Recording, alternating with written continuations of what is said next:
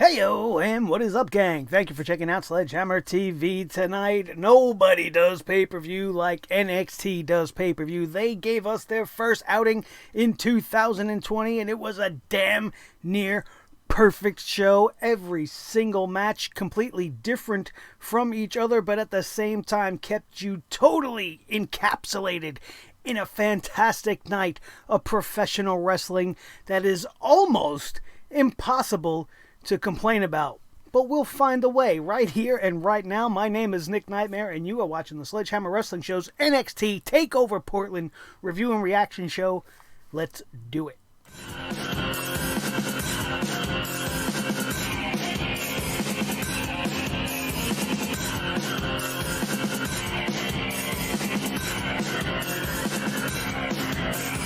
The Sledgehammer Wrestling Show.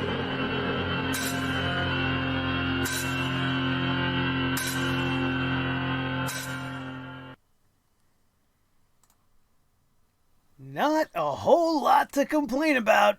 Really not. This was one of the best takeovers I have ever seen, if not maybe the very best takeover of all time. They gave us 6 absolutely stacked matchups. Going into this show, I knew that this card was going to be something special just based off of the bookings, based off of a lot of the storylines that these matchups have, giving them much more meaning, something that they don't do on a lot of the other shows. And there is just nothing better than a night of professional wrestling like we got tonight. Holy shit, man. The crowd in Portland, props to you guys. The crowd had just as much energy and just as much passion and fire in their veins for the entirety of this show from start to finish. There was almost not a quiet moment on the entirety of the night. Props to the fans of Portland that took over NXT tonight, and it was fantastic. It was a great show from top to bottom. The opening matchup being Dominic Dijakovic taking on Keith Lee for the North American Championship in a battle between two of the biggest men you will ever see, and you would never know it by watching them compete. They are so athletic, so agile. I'm really not a fan of big guys doing stuff that the regular size guys do, but when you do it as well as these two guys do, you can't complain about it. This was maybe my favorite match of the whole entire night. It was very intense. It was their best match that they have had ever that I have seen, and they have had some really, really great matchups, and this put them all to shame. There was so much drama, so much tension, so many false finishes, so many near falls, that it was so much to keep up with. Almost 30 minutes long, and it was almost limitless of what they were going to put each other through. Dijakovic coming so close on a number of occasions to taking that belt from Keith Lee, but that would not be the case. The best match of the night, and it kicked off the show. It set the bar so high that the match that would follow it would be the street fight between Dakota Kai and her best friend, now rival, Tegan Nox. And I did not think that this street fight was going to deliver at the level that it did. As far as the action was concerned, that these girls tore each other apart ECW style. They were not afraid to go at it. We saw steel chains coming out. People were getting hit and suplexed into trash cans. It was an unbelievable affair. But here comes the first complaint of the night. The random interference that would have the finish play out, seeing the former Reina Gonzalez, now Raquel Gonzalez for some strange reason, inserting herself into this matchup, costing Tegan Nox the whole thing. Tegan Nox was perched up on the top turnbuckle. She had Dakota Kai set up on a table. She had a steel chair folded around Dakota Kai's neck, and she was about to put Dakota Kai out for good. And then Reina Gonzalez, Raquel Gonzalez, comes out of nowhere, pushes Tegan Nox off the top rope, supposed to go through the table, But she didn't break the table, and it was a very, very ugly looking spot, and it was a concerning spot because she didn't hit it properly, and I was very worried about her safety in the moment, but thankfully she ended up unscathed as far as we know right now. But for what reason is this? Dakota Kai's looking at this girl like, who the hell are you? So this wasn't a preemptive plan. This isn't the debut of Raquel Gonzalez as Dakota Kai's running buddy, as a well-formulated plan between the two. Dakota Kai was as shocked as the rest of us. She left almost like a prisoner. Like Raquel Gonzalez took Dakota Kai and forced her to leave with her at the end of this matchup. It was a little bit awkward, but the match between these two girls, Dakota Kai, she is tough as nails for a girl her size. She's definitely not what she appears to be. Same can be said for Tegan Nox. Really, really impressive on this night. She hit one spot, though, that was a little bit questionable, and you probably know which spot I'm talking about. And she had Dakota Kai at one point in the matchup sitting next to the steel steps on the outside. And she would take a trash can and put it over Dakota Kai's head. And then she would do like a flipping senton on her, and I'm just thinking, well, that's really counterproductive. I know that you're supposed to put your body at risk, but that was a very foolish spot. Why not just go hit a running knee, or tackle it, or elbow it, or just flush kick it, or something? I mean, that was a little bit much, and it looked kind of foolish, and she didn't hit it too well, and it was just kind of silly looking, and it was a questionable spot at best. Not the best thing to keep in your offense, if you ask me. But the match was a whole lot of fun until the finish kind of tainted it with the interference of this girl. But I will forgive that because this definitely exceeded the expectations that I had for it, much like the North American Championship match exceeded the expectations I had for that as well. What didn't exceed the expectations I had placed upon it was the Finn Balor versus Johnny Gargano match, which was a great match, but it was not as great as I had initially expected it to be. I thought this was going to be the match to beat on the night. Quite frankly, it was on its way to doing just that, but then it just kind of finished, and it was a strange kind of finish, and Finn Balor would end up getting the win here. He put his junk right in Johnny Gargano's face, and then this was this very awkward moment after the match where Finn Balor was like holding Johnny Gargano's face and getting in his, like saying something, and it was just kind of really aggressive and really kind of creepy and a little bit concerning, but it just felt kind of weird, and the finish just kind of was underwhelming, and as opposed to the rest of the matchup, which was a fantastic chess match. This was a professional wrestling chess match. This was the first ever encounter between the two. The heartless Finn Balor versus the heart and soul of NXT, Johnny Gargano. And it played out pretty nicely. A lot of great spots, a lot of fantastic reversals, some good choreography going on here. A very well planned out match. But the finish kind of left me feeling a little bit flat. So on the one hand, yeah, we had a great match, but not as great as I had originally thought it was going to be. And it would only end up being a precursor to what would end up coming towards the end of the evening. Moving along quickly here, like I said, not a lot to really complain about, so we're just going to give you a real basic rundown of the show. The NXT Women's Championship was on the line. Rhea Ripley defeated Bianca Belair to retain her title, and this was maybe, if any of the matches on this show suffered or felt, kind of like less than spectacular, it was this one, and it is not a discredit to the girls. They had a good match. It was a little slow going. It got much better as it went along, but nobody expected Bianca Belair to win. And this is all because of the over-looming shadow of Charlotte Flair. We all know this storyline leading into WrestleMania is hanging over the head of Rhea Ripley, which kind of made Bianca Belair an afterthought before this matchup even began. There was not one moment, no matter how well Bianca Belair was performing, that I truly believed they were going to have her win the title. So it kind of took all the wind out of the match. It had great build before they started all this WrestleMania nonsense.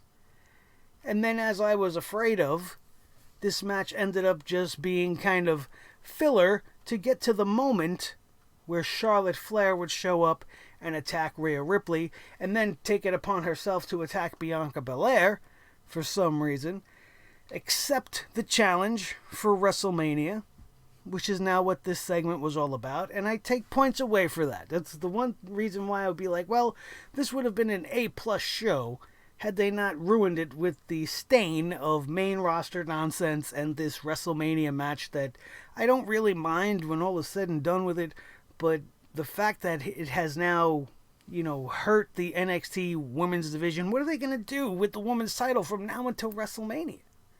What do the women in NXT have to fight for if Rhea Ripley is now full steam ahead to a match with Charlotte? What are they going to do at TakeOver Tampa? Is there going to be a TakeOver Tampa? I mean, what are we doing with the women in NXT now? It's a little bit concerning. And honestly, I wouldn't have minded one bit if Bianca Belair won the championship. I think the girl is fantastic. I think she's miles better than Rhea Ripley. And seeing Rhea Ripley versus Charlotte Flair is like watching two doppelgangers go at it. I would have much preferred Bianca Belair be the champion. I don't have a problem with Rhea Ripley. It's just when I watch a match like tonight, I feel like Bianca Belair has got more to offer. And it makes it more special. But that's just me. I don't know. Maybe I just have a thing for Bianca Belair. I mean, Rhea Ripley's great. But do we really need her wrestling Charlotte? I'd rather see her defending the NXT Women's Championship in NXT, doing against somebody from NXT. We don't need all this extra shit. And that's what really ruined this matchup for me. Just knowing that it doesn't matter because Charlotte Flair is the end result, and then she would have her presence felt before the night was over. The worst moment for me of NXT TakeOver Portland. And the story part of it, yeah, sure, it's going to advance the story. It's going to make things more interesting going forward. But if I'm not interested with the end game of it, then I'm not really going to care much what they do.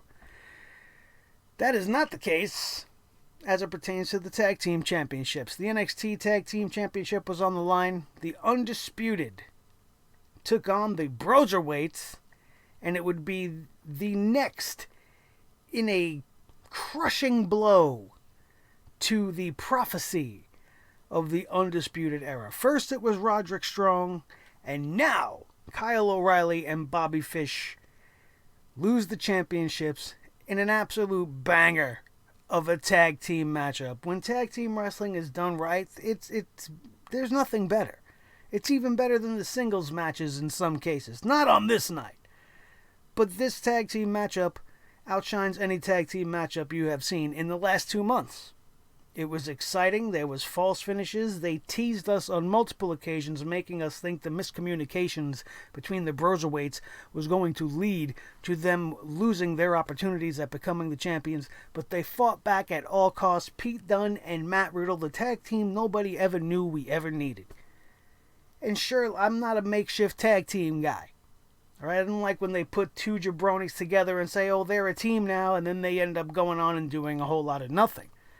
But here you have Matt Riddle and you have Pete Dunne, who have done more as a tag team to get over as a team since they were put together for this Dusty Classic than half of the actual tag teams in the rest of professional wrestling, not just Raw, SmackDown, but in the entirety of wrestling. These two guys got themselves more over than anything else in NXT. And it wasn't meant to be, but it happened. And now it's like the biggest thing. And now they are both tag team champions. Pete Dunne adds another belt to his list of accolades. Matt Riddle gets his first championship as a WWE superstar. It's great. It's great. I'm getting tired of the Undisputed walking around with all the gold, just beating everybody at all costs. Things need to change, and this was a great way to change it up. This was a fantastic matchup. Fantastic. The one thing I could have done without was the whole, oh, Bobby Fish could fry fish if a Bobby Fish could fry fish thing. I don't care how many fish could a Bobby Fish fish if a fish fry fish. Who gives a shit? Really? I mean, was it funny? I didn't think so. I feel like it was forced. They both came out wearing it on the t-shirt, Riddle and Dunn, come out in a little golf cart, which was cool. But then when they did the whole fish fry into fish fry, fish Bobby fish fry fish thing, I really was just like, okay, can we just move this along? It went on a little bit too long, but then when the action got started, it certainly didn't stop. The action started outside. Of course, we would end up inside, and it would just get crazy. It got absolutely crazy. So many times I thought this match was over, only for somebody to kick out and extend it over and over and over again. The Undisputed Era would hit the Chasing the Dragon, which I love that maneuver. It's a great tandem maneuver for a finishing maneuver for a tag team. But it would only be a near fall.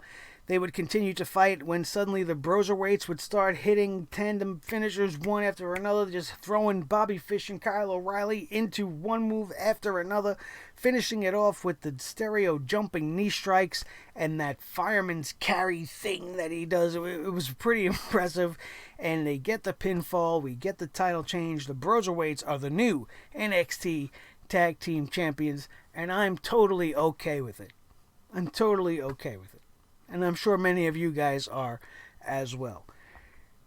The NXT Championship matchup that main evented this show was definitely worthy of being the main event. Adam Cole and Tomasso Ciampa ended up putting on a matchup that was definitely more entertaining than most of the stuff on the night. I still say the North American Championship matchup was the best match of the night. And I would almost put the tag team matchup at number 2. But this match between Cole and Ciampa was just full of so much raw emotion, and Tomasso Ciampa almost wanted to die before he would lose this match. He gave everything that he absolutely could give. He took everything that Adam Cole dished out. He single-handedly pushed back the assault of the Undisputed Era when they came out to help their captain. But it would all come down to one twist that I didn't see coming, that I don't think any of you guys seen coming, which is Johnny Gargano. Johnny Gargano is now Johnny Asshole. Johnny beat my best friend's ass up. I don't know, think of something else and you could leave it in the comment section. What would you call Johnny Wrestling now that he is turned on his best friend? Johnny Turncoat. Johnny, why? I know that there's a lot of people in the community that are going to be putting this over through the moon. And while I'm not mad at it, I'm not mad at Johnny Gargano turning on Tomasso Ciampa, leading us back into what was probably the greatest wrestling feud that there has been in the modern age. My problem, I don't even want to call it a problem, but the one criticism I have, which would be the same that I would have with any other show, which is I'm just a little bit disappointed that they decided to go backwards. We've had such an influx of new talent in NXT since Tomasso Ciampa has been away. And I feel like I would much rather see Ciampa and Gargano either reformed as a tag team and moved along that way to the main roster even, or to Raw or to SmackDown. But I don't think Johnny Gargano's ever leaving NXT. But even more so than that, I would just like them to be on separate paths. You know, we've seen them do pretty much everything that they could do. We've seen Tomasso Ciampa turn on Johnny Gargano. We've seen Gargano get all weird, right? And he was kind of flirting the lines of being a heel. We've seen them get Candice LeRae involved in the whole thing, Johnny's real life wife. Like, they took this pretty much, I think, as far as they could take it.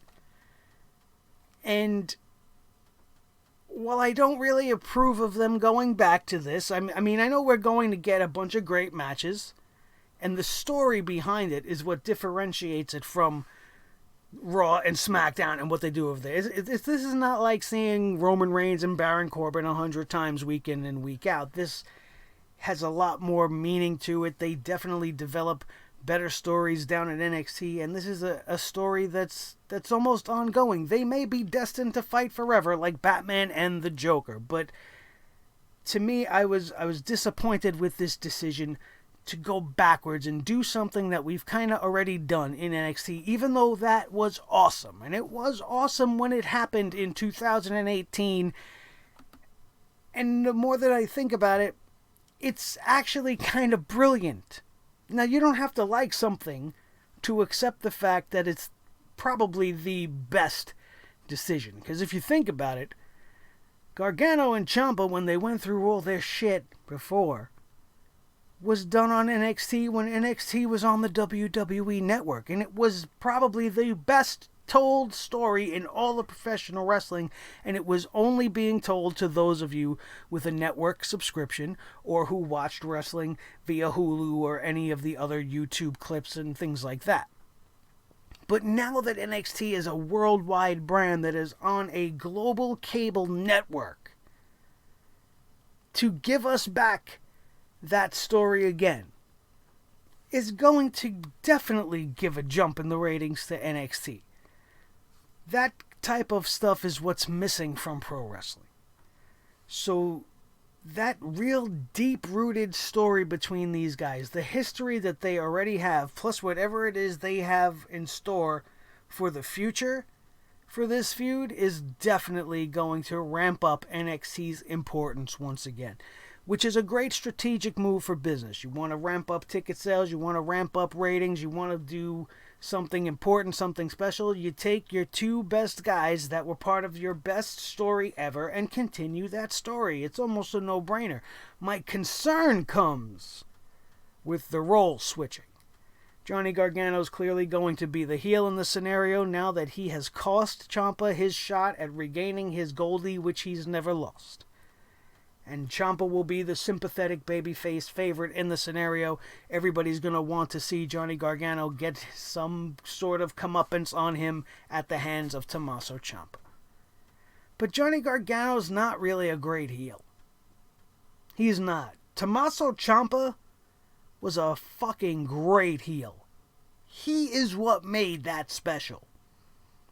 Not that Johnny Gargano didn't. I mean, he played his role and he played it perfectly, but just the sheer intensity and the evil in the eyes of Ciampa is just something that Gargano doesn't have. He's a perennial nice guy. You want to root for Johnny Gargano, for the most part, unless for some reason you hate the guy. And some people don't like Johnny Gargano, and that's fine too. But Johnny Gargano as a heel concerns me. It's just a concern. I don't think it's going to ruin it all that much. These guys are great at what they do, and what they do in the ring is going to be most important. But those are my biggest concerns going forward with this. The match between Ciampa and Cole is one to watch. It got a little bit overbooky towards the end. Ciampa definitely won this matchup, if not for the knocked out referee and all of the interference from the Undisputed towards the end. Roderick Strong and his surprise... I'm sorry. I don't know why I said Roderick Strong. Johnny Gargano and his surprise turn at the end, hitting Ciampa across the face with his own precious Goldie, was just way unexpected. Wearing his DIY t-shirt just to add a little bit more salt to the wound and turn the dagger in his heart just a little deeper. It's going to make you have to tune into NXT this week to see what Johnny Gargano has to say about his actions. This guy has snapped. He lost to Finn Balor, and it snapped him again. We don't know why he snapped, and thus lies the intrigue. And it's going to be interesting. I don't hate it. Don't bust my balls. I didn't say it was a bad decision. I just am a little bit disappointed. When you got guys like Damian Priest on the roster, you got Cameron Grimes, you got the rest of the Undisputed, you have all of this other talent in NXT, you got Riddle and Dunn. You want to see Gargano and Ciampa fight some of these guys too. And I think Riddle and Dunn versus DIY would have been a great series for the NW. Oh my God, it's so late. I'm so tired. I'm fucking up everything. The NXT Tag Team Championship. But this was, all in all, a great show. If you didn't see it, it is more worth your time than anything else you will watch this week. And that's Raw, AEW, and SmackDown all included. So instead of watching any of those, treat yourself. Sign up for the WWE Network and then, cancel it when NXT is over. You'll get it for free. It won't cost you a dime. And if you have the WWE Network and you haven't watched it yet, you're missing out.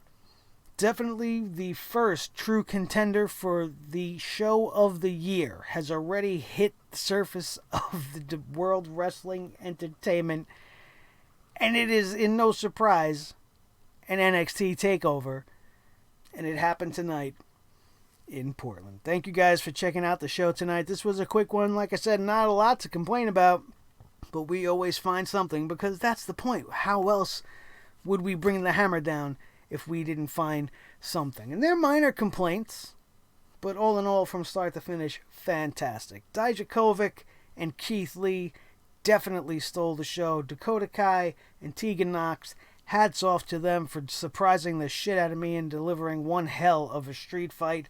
And see how far the women's wrestling definitely has come on NXT when they're putting on matches like that. The whole Reina Gonzalez thing aside.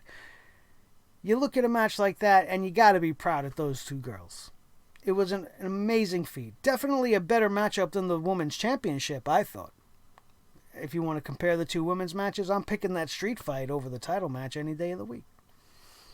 But a great NXT TakeOver, as usual. But this one was just a little bit better than even what we are used to. NXT had the weekend to themselves, and they definitely took advantage. Thank you guys once again for joining me. My name is Nick Nightmare. This is the team. Thor the Sledgehammer, the official Sledgehammer of the Sledgehammer Wrestling Show. His tag team partner, the World Heavyweight Champion of all the microphones in all the world, Mr. Blue, the Snowball, the most important member of the team, as always, is each and every one of you, and this is your cue to hit up that comment section. Let me know what your favorite matchup of the night was, because you could pretty much say all of them.